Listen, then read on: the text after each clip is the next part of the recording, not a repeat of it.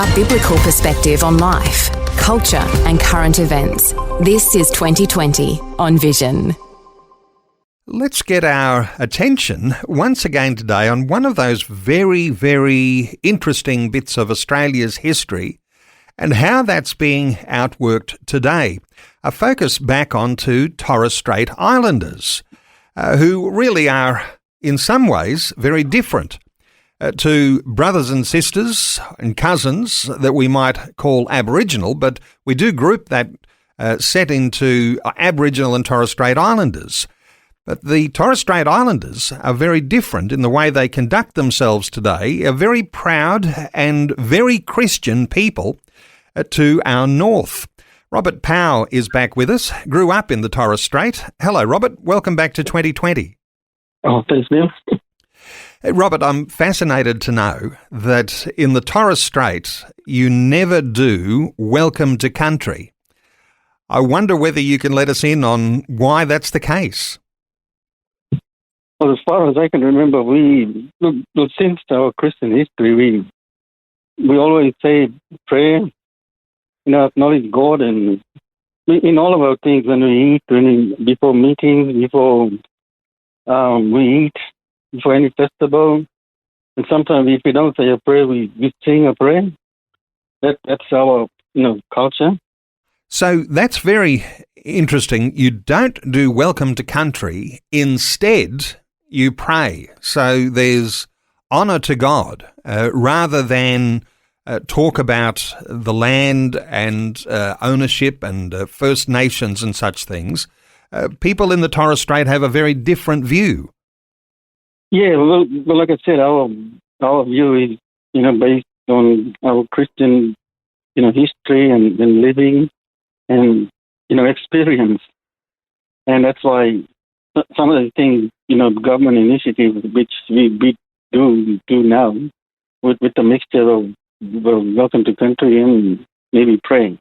But initially we only do prayer, to thank God and help God to give us knowledge, wisdom, and understanding in our discussions.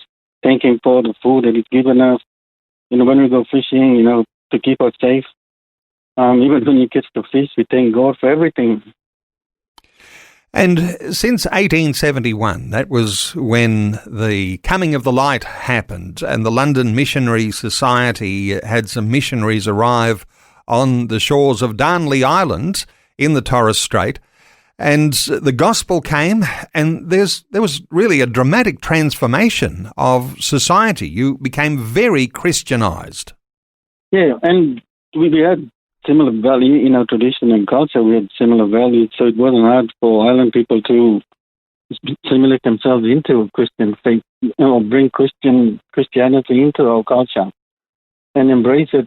And then the missionaries sort of formed, island council, trained priests in reading and writing. So, some of our elders, they were fluent English speakers.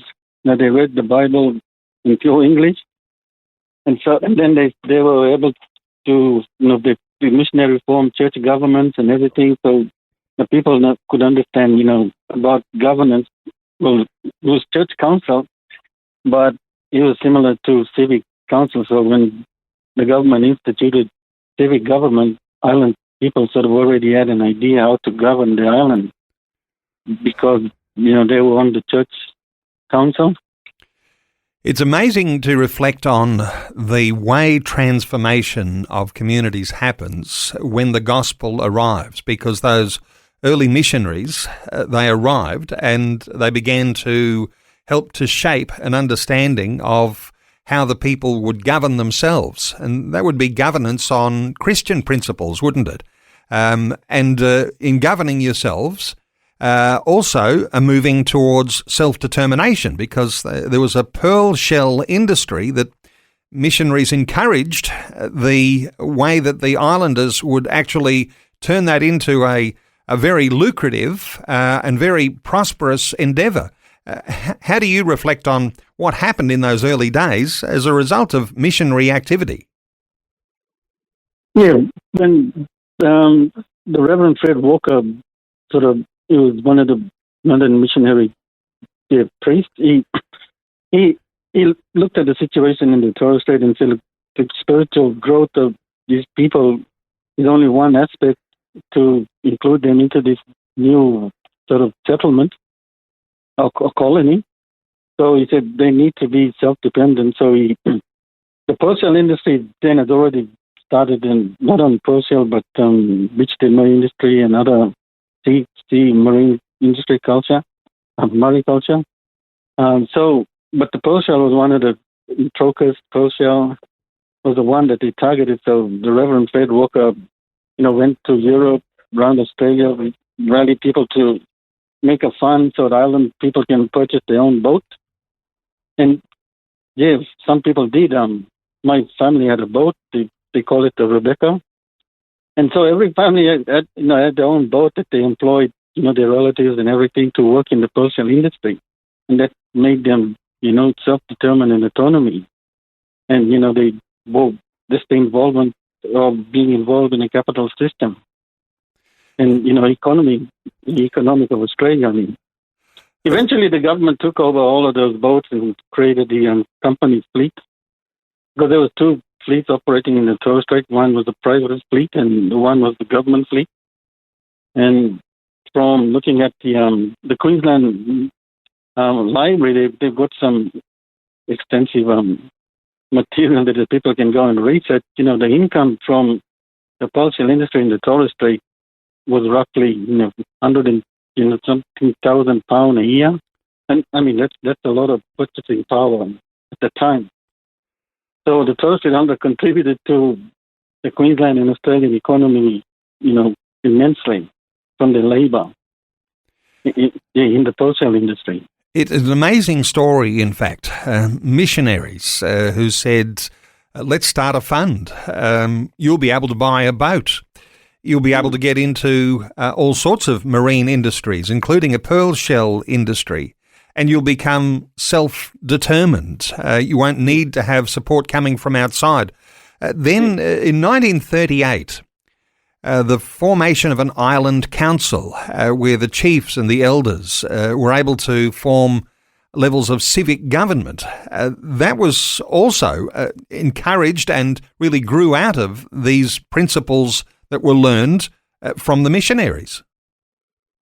Yes. There was the government resident on Darnley Island, John Douglas.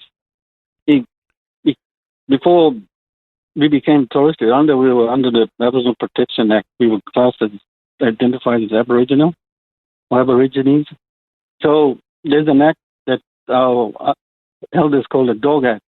So John Douglas, when he was a resident on TI for the whole Torres Strait, he said that, I don't have to look after Torres Strait Islander people because they were autonomous.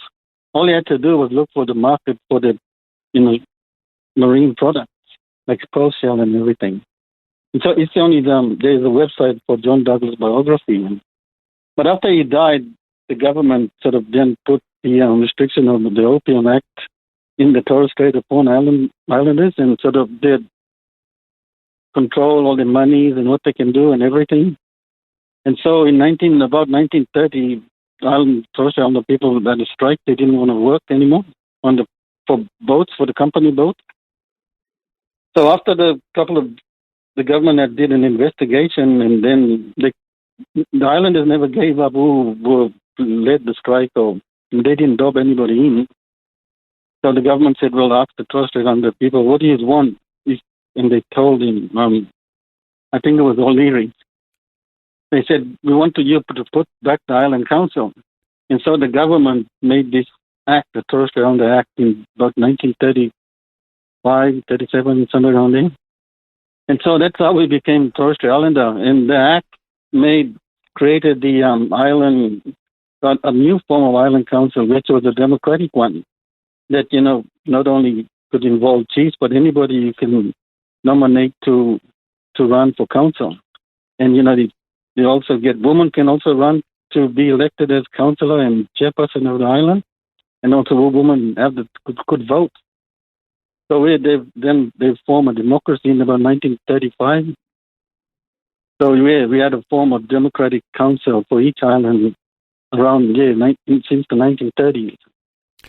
And so you've had to really fight for that level of autonomy. And these things don't come often without tension and without trial. And so there was some of that that's gone before. But how do you reflect on the people today? Do they see their Christian heritage as empowering them to take those opportunities when they came? Otherwise, I mean, you can easily get steamrolled by all sorts of forces. But how do you reflect on the early missionary endeavour, the coming of the gospel, and the way that you're able to understand that autonomy is possible because you've got a God who's looking after you? Do you reflect on that in some special way, Robert? Yeah. No, we trust in God, and because miracles happen that, if you don't look at it, they do. Because like for example, with funerals and tombstone opening, we spend up to, 50,000, and additional cost can even go up to like maybe close to $100,000 for tombstone opening. But we do it, in a Christian way. But we still don't. We still have food left. We still have food left over. We have still money left over, because we say we put God first in everything. So when we spend, for cultural things like tombstone opening, because we say God is in it, and then there's blessing. Some people, like I said, we still have plenty of food left over. We don't go hungry. Still have money. The blessing, those are the blessing that's there that, I guess people need to see. Because, like I said, our saying is, we put God first in everything.